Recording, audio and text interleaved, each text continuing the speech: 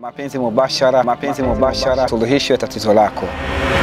Na tumai kwamba utatamani kufuata kipindi chetu kila siku itakapokujia kwa kasi kupitia channel yetu hii ya Duck TV1 kwenye njia ya YouTube, Facebook na TikTok.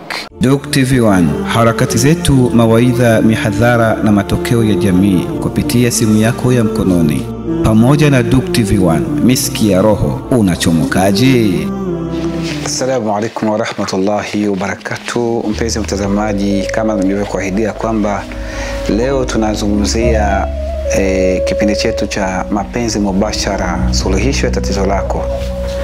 Lakini kabla ya kuzama kwenye topiki yetu hii ya leo, kwanza tufahamu neno hili linatokana na nini na kwa nini tunaleta msemo huu wa mapenzi mubashara, suluhisho ya tatizo lako. Kutokana na utamaduni wa Kiafrika, haiwezekani ipatikane ndoa isipokuwa kwanza ndani yake iwe na mapenzi. Lakini kinyume chake, kuna ndoa ambazo zipo leo lakini hazina mapenzi. Ndio maana utakuta wengi kuna vurugu katika jamii, familia, na mwaka mmoja watu wameandikiana talaka. Na ndio maana leo tukatupendelea sana tukuletee swala nzima la mapenzi mubashara, suluhisho ya tatizo lako kwa masala mazima ya ndoa. Nini maana ya ndoa na maandalizi yake, na yanaanza wapi, na ni nani anayehusika na kukupa maandalizi ya ndoa?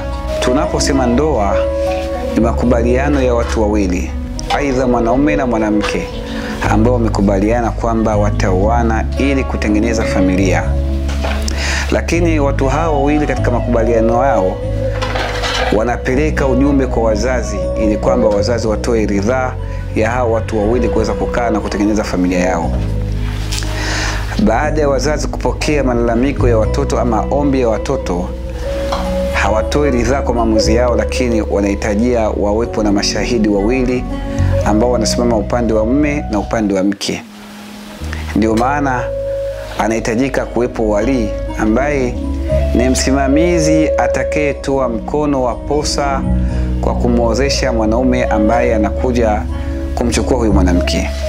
Yaani kwa mukhtasari, ndoa inasimamiwa na watu watano wakubwa: mwenye kuoa na kuolewa watu wawili, wapatikane vile vile mashahidi wawili, na awepo wali. Yaani hawa ndio wanatosha kwa kukamilisha harakati ya ndoa. Lakini swala linakuja, wale wanaoalikwa, familia, shangazi, mjomba, sijui marafiki, kwa nini hao wanapatikana kwenye ndoa? Ni kwa sababu waliooa au kuolewa ni watu ambao wanatokana na familia na walikuwa katika mazingira ya urafiki na undugu na majirani.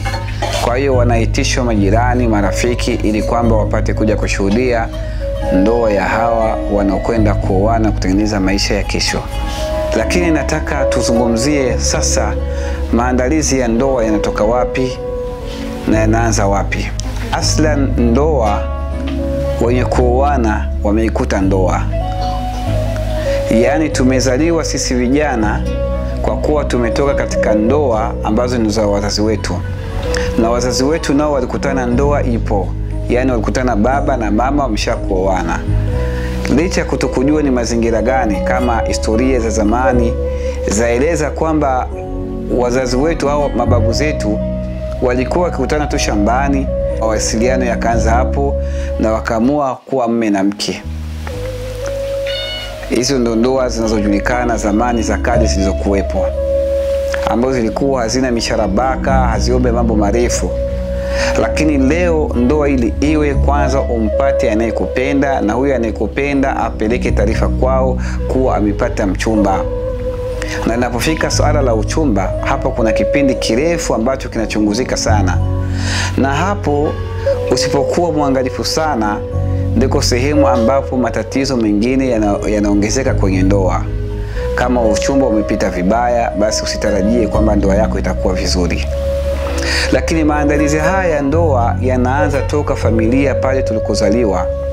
Maana mzazi anapokuwa amemzaa binti wake, na hapa nitaongelea upande sana wa binti, maana mtoto mwanamke ana pasenti 80 ya kuifanya ndoa yake iwe yenye furaha, na pasenti 80 ya kufanya ndoa yake iwe yenye shida na matatizo. Kwanza ieleweke kwamba wazazi wetu wametumia jitihada kubwa sana kwa kutuandalia future watoto wanawake, kujua namna gani kesho kutwa na wao wataitwa mama watoto, ataitwa mke wa fulani. Lakini mtoto mwanamke anapofikia miaka yake 15 kuinukia, hapo wanawake wengi, mabinti wetu, wao wanatengeneza hisia kwamba wamekuwa na akili timamu. Na ikifikia kwamba mzazi atamshikilia sana kwa kumpa mashauri, binti anainuka na kuambia mama yake, mtoto mwanamke hawamchungagi, lakini yeye mwenyewe anaweza kujichunga. Sawa.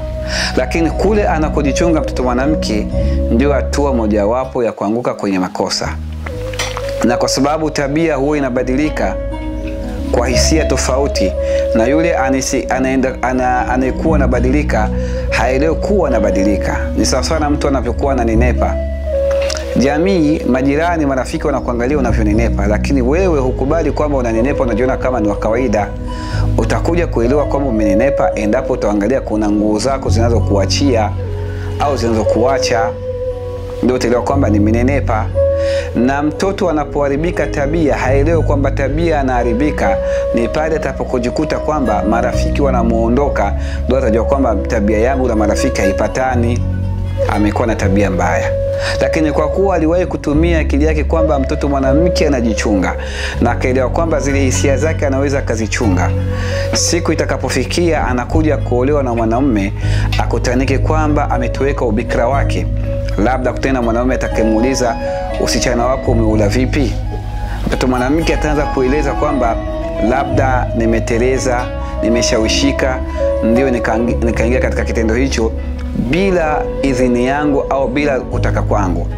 Lakini kweli mwanamume anaweza akakusikia katika yale unayosema kwamba uliingia kwenye makosa bila kutaka kwako, kwa kushawishika, lakini itakuwa ikusaidia chochote, kwa sababu utakuwa tayari umeshakula hasara, na alichokuwa nataka mwanamume kwako kitakuwa kimeshapotea.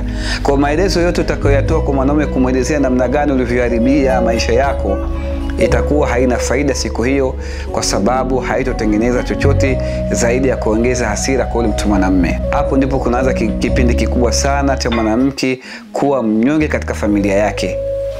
Ataanza kujiuliza, lau kwamba ningesikiaga ushauri wa wazazi wangu.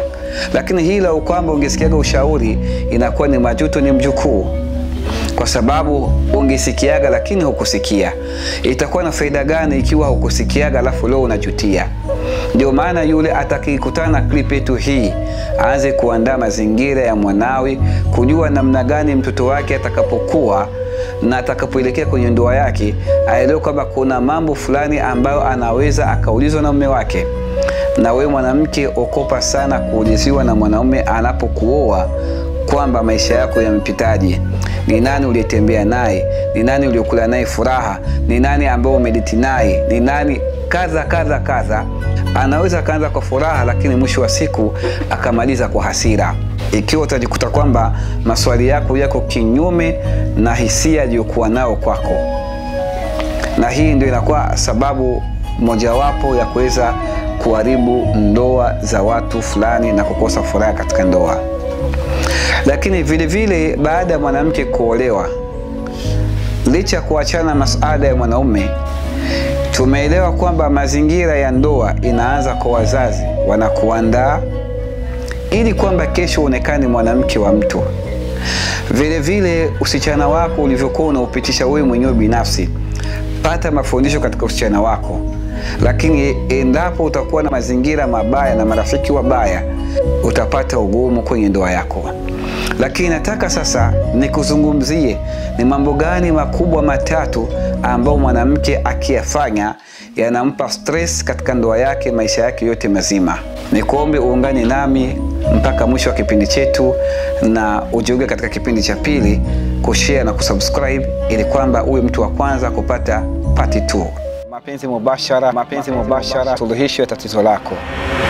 Na tumai kwamba utatamani kufuata kipindi chetu kila siku itakapokujia kwa kasi kupitia channel yetu hii ya Dak TV1 kwenye njia ya YouTube, Facebook na TikTok. Duke TV1, harakati zetu, mawaidha, mihadhara na matokeo ya jamii kupitia simu yako ya mkononi. Pamoja na Duke TV1, miski ya roho, unachomokaje?